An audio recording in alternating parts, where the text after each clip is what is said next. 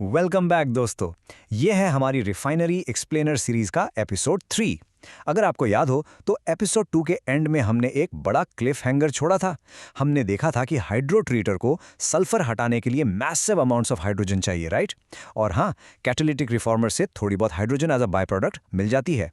लेकिन सच बताऊं, रिलायंस जामनगर जैसी मेगा रिफाइनरी के स्केल पर देखें ना, तो वो हाइड्रोजन एकदम ऊंट के मुंह में जीरा है, literally just a drop in the ocean. तो सवाल ये था कि इतनी सारी बाकी हाइड्रोजन आखिर आती कहां से है। आज हम इस इनविजिबल बैकबोन का राज खोलने वाले हैं। Let's dive in. So the big question is, reformer वाली हाइड्रोजन तो काफी नहीं है, राइट? तो बाकी हाइड्रोजन कहां से आती है? जब हम क्रूड ऑयल को रिफाइन करके BS6 स्टैंडर्ड का सुपर क्लीन फ्यूल बनाते हैं तो हाइड्रोजन सबसे इंपॉर्टेंट चीज बन जाती है। और ऑब्वियसली ये आसमान से तो टपकती नहीं है। इस प्योर प्रोसेस को हैंडल करने के लिए रिफाइनरी को अपना एक अलग डेडिकेटेड सोल्यूशन चाहिए होता है। क्लीन और यूजेबल फ्यूल बनाने के लिए एक रिफाइनरी को क्रूड ऑयल से सल्फर स्ट्रिप करना पड़ता है। यह होता है हाइड्रोट्रीटर में, एक ऐसी यूनिट जिसको फंक्शन करने के लिए हाइड्रोजन की मैसिव कंटिन्यूअस सप्लाई चाहिए होती है। कुछ यूनिट्स हाइड्रोजन बाय प्रोडक्ट की तरह प्रोड्यूस करती है, लेकिन एक लार्ज स्केल कॉम्प्लेक्स जितनी हाइड्रोजन नेचुरली जनरेट होती है उससे कहीं ज्यादा कंज्यूम करता है। यह डेफिसिट ड्राइव करता है हाइड्रोक्रैकर। ये यूनिट एक इंटेंस हाइड्रोजन एटमॉस्फेयर यूज करके थिक रेसिड्यू को प्रीमियम डीजल में ब्रेक डाउन करती है और बाकी पूरी प्लांट जितनी हाइड्रोजन प्रोड्यूस करती है उसका 10 गुना तक कंज्यूम कर लेती है। अगर एग्जिस्टिंग यूनिट्स इस डिमांड को मैच नहीं कर पाती तो रिफाइनरी के पास एक चॉइस होता है, या तो एक एक्सटर्नल सप्लायर ढूंढो या अपनी खुद की प्रोडक्शन लाइन बनाओ। ज्यादातर कॉम्प्लेक्सेस दूसरा ऑप्शन चूज करते हैं। वो एक स्टैंडअलोन मैन्युफैक्चरिंग फैसिलिटी बनाते हैं, हाइड्रोजन प्लांट, स्पेसिफिकली रिफाइनरी के कन्वर्शन यूनिट्स को हाइड्रोजन की कमी से बचाने के लिए। ये dedicated facility steam methane reforming पे रिलाई करती है। ये प्लांट की हाइड्रोजन सप्लाई का प्राइमरी मैन्युफैक्चरिंग सेंटर की तरह एक्ट करती है। प्रोसेस शुरू होता है 2 रॉ इनपुट से, डिसल्फराइज्ड नेचुरल गैस और सुपरहीटेड स्टीम। रिफॉर्मर फर्नेस के अंदर ये गैसेस निकल कैटलिस्ट के ऊपर से 900 डिग्री सेल्सियस पे पास होती है। हाई थर्मल एनर्जी मिथेन और वाटर मॉलिक्यूल्स के एटॉमिक बॉन्ड्स तोड़ देती है।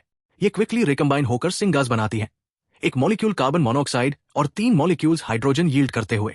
ये बल्क हाइड्रोजन तो प्रोड्यूस करता है, लेकिन साथ में एक सिग्निफिकेंट वॉल्यूम कार्बन मोनोऑक्साइड भी छोड़ जाता है, जिसे कन्वर्ट या रिमूव करना जरूरी होता है। हाइड्रोजन को यूज करने लायक प्योर बनाने से पहले यील्ड मैक्सिमाइज करने के लिए सिंगास को वाटर गैस शिफ्ट रिएक्टर में भेजा जाता है, जहां बाकी बची कार्बन मोनोऑक्साइड हैंडल की जाती है। इस स्टेज में कार्बन मोनोऑक्साइड एडिशनल स्टीम के साथ आयरन और क्रोमियम कैटलिस्ट्स के ऊपर रिएक्ट करती है।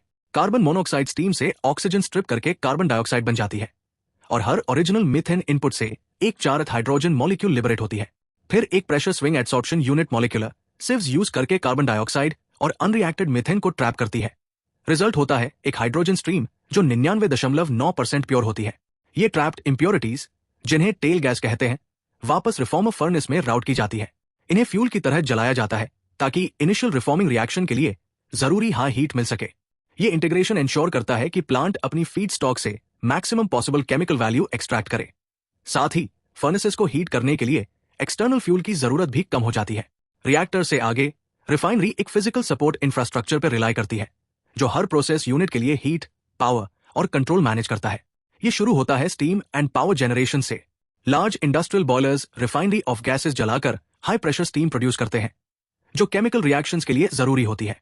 ये स्टीम पूरी प्लांट में ट्रैवल करती है, रिएक्टर्स को हीट करने के लिए और टरबाइंस को ड्राइव करने के लिए, जो साइट की लाइटिंग, पंप्स और कंप्रेसर्स के लिए इलेक्ट्रिसिटी जनरेट करते हैं। कूलिंग वाटर हीट एक्सचेंजर्स के थ्रू सर्कुलेट करता है। ये कूलिंग टावर्स रेडिएटर्स की तरह काम करते हैं, एब्जॉर्ब हीट को एटमॉस्फेयर में रिलीज करते हुए ताकि वाटर रीयूज हो सके। इन सब मूवमेंट को मैनेज करता है इंस्ट्रूमेंट एयर सिस्टम। ये compressed air network central control room से हजारों न्यूमैटिक कंट्रोल वॉल्व्स ऑपरेट करने के लिए मैकेनिकल फोर्स प्रोवाइड करता है। अगर ये यूटिलिटी सिस्टम्स फेल हो जाएं, तो CDU यूनिट, FCC रिएक्टर और हाइड्रोजन प्लांट अपना पावर और टेम्परेचर कंट्रोल खो देते हैं, जो उन्हें ऑपरेशनल रहने के लिए चाहिए।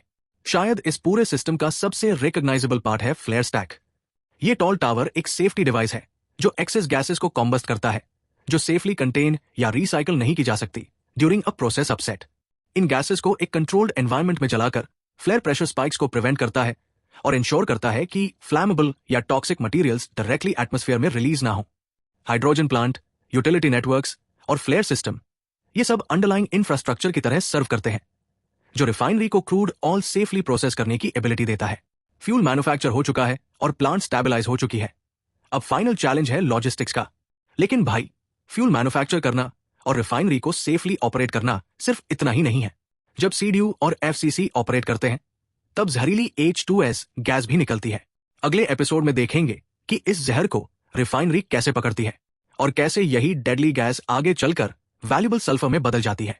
रासायनिक मिस्त्री को सब्सक्राइब करो और X एंड इंस्टाग्राम पर भी फॉलो करो, जहां केमिकल इंजीनियरिंग से जुड़े रेगुलर अपडेट्स, इंडस्ट्रियल इंसाइट्स और इंटरेस्टिंग ट्रिविया मिलते रहेंगे।